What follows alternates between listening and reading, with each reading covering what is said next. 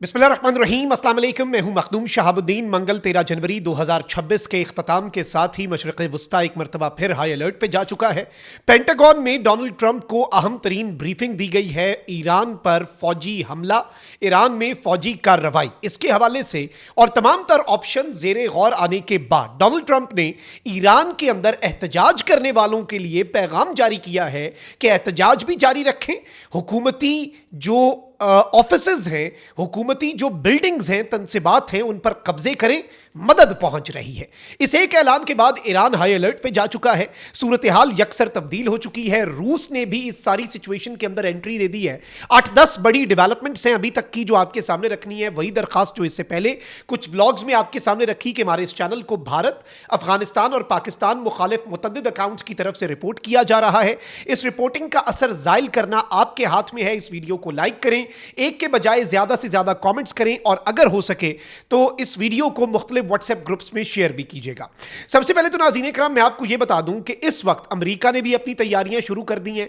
Pentagon में अहम तरीन ब्रीफिंग जो है वो डोनाल्ड ट्रंप को दी गई है। सबसे पहले उसी की बात कर लेते हैं। अमेरिका की जानिब से ईरान पर हमले से मुतल्लिक दिफाई इदारे पेंटागन ने सदर ट्रंप को ब्रीफिंग दे दी है। अमेरिकी मीडिया के मुताबिक महकमा दिफा के 2 ओहदेदारों ने नाम जाहिर ना करने की शर्त पर अमेरिकी मीडिया को यह कंफर्म किया कि ईरान के खिलाफ फजाई ताकत और तवील फासले तक मार करने वाले मिसाइल किसी भी मुमकिन फौजी रद्द अमल के लिए मरकजी हैसियत रखते हैं। कौन सी 2 चीजें? तवील फासले तक मार करने वाले मिसाइल और फजाई ताकत यानी एरियल पावर, जिसमें B-52 बॉम्बर्स हैं और दीगर जो फाइटर जेट्स की बमबारी है वो शामिल है।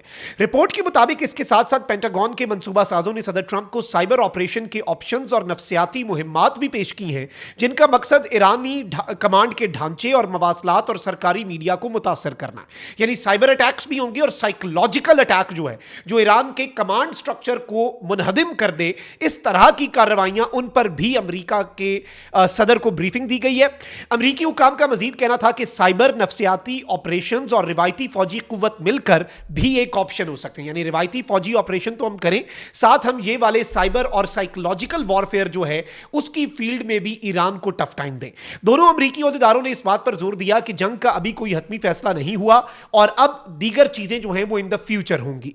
अब एक तरफ ये डेवलपमेंट है तो वहीं दूसरी जानिब मैं आपको ये बता दूं कि अमेरिकी फौज की सेंट्रल कमांड जो है और इलाकाई शराकतदार जो अमेरिका के रीजनल एलाइज हैं, उन्होंने कतर के अल उदैद एयरबेस में एक नया कोऑर्डिनेशन सेल कायम किया है, जिसका मकसद फजाई और मिसाइल दिफा को मजबूत बनाना है। यानी अपने एयर डिफेंस सिस्टम को और अपने जो इनका दीगर मिसाइल डिफेंस सिस्टम है उसे मजबूत बनाने के लिए एक कोऑर्डिनेशन सेल जो है वो इन्होंने ऑपरेशनल कर दिया है।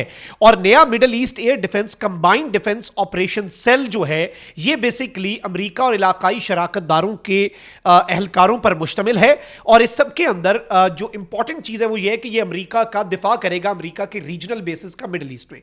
क्योंकि अमेरिका ने सिर्फ अटैक की तैयारी नहीं करनी, अमेरिका ने अपना डिफेंस भी करना है कि इस रीजन के अंदर जो यूएस बेसिस हैं उन्हें किस तरह से प्रोटेक्ट किया जाए। तो एक तो पेंटागन की ब्रीफिंग इक्वेशन में आपने डाल दी, अब ये दूसरी इस खबर को भी इक्वेशन में डालें, तीसरी खबर पर आ जाते हैं।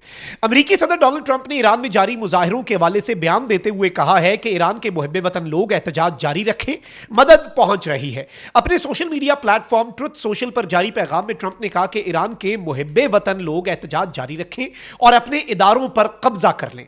अब इस सब के अंदर इंपॉर्टेंट चीज नाज़रीन इकराम यह है कि ट्रंप ने मजीद कहा कि कातिलों और जुल्म करने वालों के नाम याद रखें, उन्हें बहुत बड़ी कीमत चुकानी पड़ेगी। अपने बयान में ट्रंप ने कहा कि उन्होंने ईरानी हुकाम के साथ अपनी मुलाकातें उस वक्त तक मंसूख कर दी हैं जब तक मुजाहिरीन का कत्लेआम बंद ना किया जाए। ट्रंप ने अपने बयान में लिखा कि मदद पहुंच रही है, हेल्प इज ऑन इट्स वे। क्या क्या कहा है? कत्ल करने वालों के नाम याद रखें, सरकारी इदारों के ऊपर कब्जे शुरू कर दें, एहतजाज जारी रखें, मोमेंटम बिल्डअप किए रखें और मदद पहुंच रही है। और मैंने ईरान के साथ डिप्लोमेसी के जो बातचीत के रास्ते हैं वो बंद कर दिए हैं उस वक्त तक जब तक کیا ہو جب تک ہم یہ پورا معاملہ کلیئر نہیں کر لیتے. اور ایران کے والے سے ٹرمپ نے یہ کہا کہ ایران قتل عام نہیں روک دیتا, جو کہ ویسٹ کا ایکوزیشن ہے کہ ایران اپنے لوگوں کو مار رہا ہے. اب آتے ہیں ایک اور چیز کے اوپر, ایران کے آرمی چیف کی سٹیٹمنٹ بھی رکھتے ہیں, کیونکہ ہم نے پوری ایک جو ابھی تک کی ڈیولپمنٹس ہیں ان کا بھی جائزہ لینا ہے, اور ابھی تک کی صورتحال دونوں سائڈ سے ہم نے کور کرنی ہے. ایران کے آرمی چیف میجر جنرل امیر حاتمی نے کہا ہے کہ اسرائیل کے ساتھ 12 روزہ جنگ کے مقابلے میں ایران آج زیادہ طاقتور ہے. انہوں نے کہا کہ 2025 میں اسرائیل کے ساتھ ہونے والی جنگ ایرانی مسلح افواج کے لیے ایک منفرد اور غیر معمولی تجربہ تھا, کیونکہ ایران واحد ملک ہے جس نے اسرائیل جیسے مغربی ٹیکنالوجی اور حمایت سے لیس ملک کے ساتھ اس پیمانے پر براہ راست محاذ آرائی کی. ایران کی نیم سرکاری خبر رساں ایجنسی تسنیم کے مطابق امیر حاتمی نے کہا کہ 12 روزہ جنگ کے بعد گزشتہ 6 ماہ کے دوران کی گئی تیاریوں سے ایران کو اسرائیل اور امریکہ کی جانب سے لاحق خطرات سے نمٹنے کی مکمل صلاحیت حاصل ہو چکی ہے. اور اس سب کے اندر انہوں نے کہا کہ ہم اس لمحے جتنے مضبوط تھے اب ہم اس کی نسبت پہلے سے زیادہ مضبوط ہوئے ہیں, ہماری تیاریاں پہلے سے زیادہ آگے بڑھی ہیں.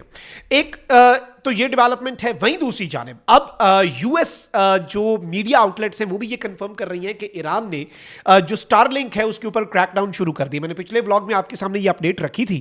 ایران میں جاری احتجاجی مظاہروں کے دوران حکومت کی جانب سے انٹرنیٹ بند کیے جانے کے بعد اب satellite internet service star link کے خلاف کریک ڈاؤن شروع ہو چکا ہے. فون کالز اور ٹیکسٹ پیغامات بھیجنے کی سہولت جو ہے وہ بھی محدود کر دی گئی ہے, اور انٹرنیٹ تک بلا تعطل رسائی صرف حکومت, اس کے میڈیا اداروں اور حکومت کے حامیوں کو حاصل ہے.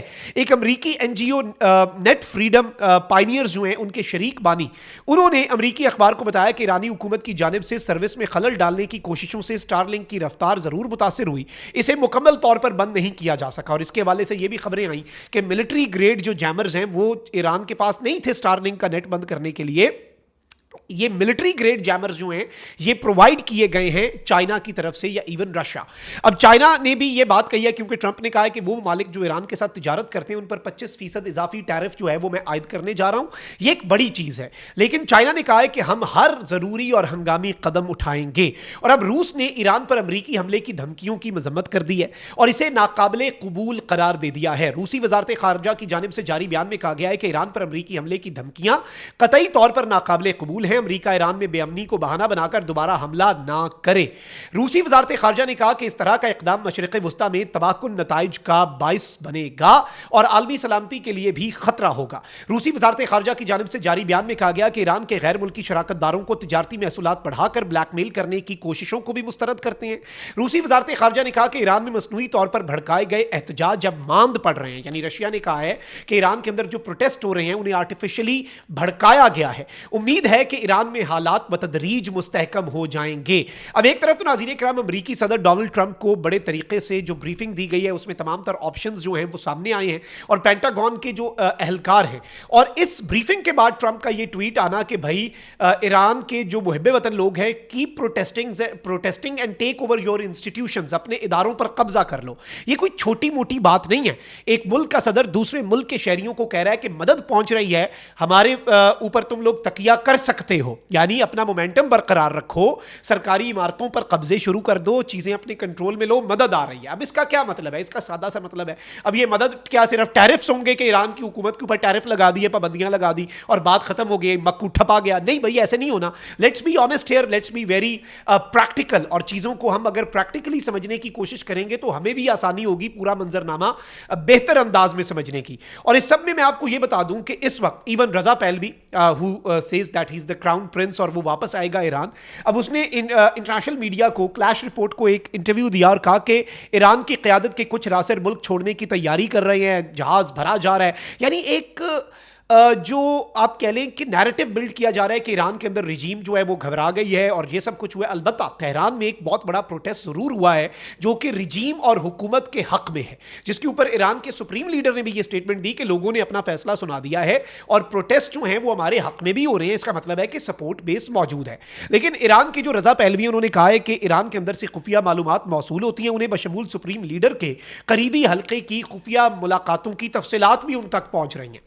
اب یہ ऑब्वियसली एक साइकोलॉजिकल बात भी हो सकती है ज़रा चीज़ें जो हैं. अच्छा, अमेरिका जो है उसके वाले से मैं आपको ये बता दूं कि अमेरिका ने भी, अब अमेरिका की ईरान में एम्बेसी नहीं है, वर्चुअल एम्बेसी है, यानी वो ऑनलाइन अपने शहरियों को एडवाइजरी ज़रूर जारी करते हैं. Any US citizen is in Iran, तो उन्होंने भी अब एडवाइजरी जारी करके अपने शहरियों को ईरान फौरी छोड़ने की हिदायत कर दी है. This is something very big, very huge. Let's see मामला किस तरफ को जाता है. कमेंट सेक्शन में राय का इजहार ज़रूर करें. अपने बहुत ख्याल रखें. अल्लाह निगहबान. पाकिस्तान जिंदाबाद.